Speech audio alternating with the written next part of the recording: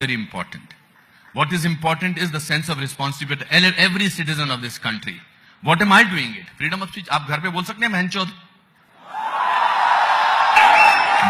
जो रूल आप घर में इस्तेमाल करते हैं वो देश पे इस्तेमाल करिए तो मानूंगा मैं आपको। आप घर पे पिताजी को बोलते हैं एक झांपड़ मारूंगा, बोल सकते हैं क्या आप? नहीं बोल सकते।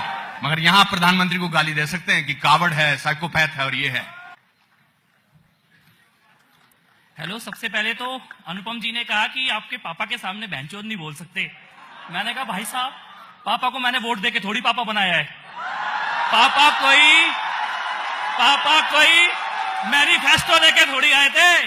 पापा ने ये थोड़ी कहा था कि पड़ोस का गुंडा तेरे को मारेगा, एक थप्पड़ मारेगा तो मैं उसे 10 थप्पड़ मारूंगा, उसके बाद पड़ोस के गुंडे के साथ चाशनी थोड़ी खा रहे हैं मेरे पापा। अगर खाते पड़ोस के घर में जाके केक तो अपने बाप को भी कॉवर्ड बोलता।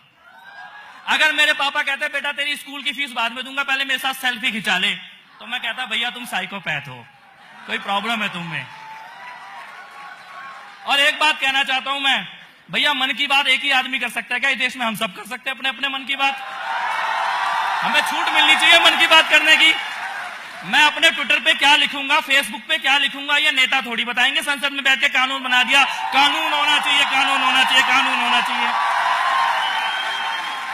मैं आपको एक बात कहना चाहता हूं, ये हिंदुस्तान, ये भारत का देश, इसकी धर्म और संस्कृति के ठेकेदार जो बने हुए हैं ना, उनको कुछ नहीं पता हमारे धर्म के बारे में। हमने तो दैत्यों के गुरु को भी, शुक्राचार्य को भी गुरु की उपाधि दी थी।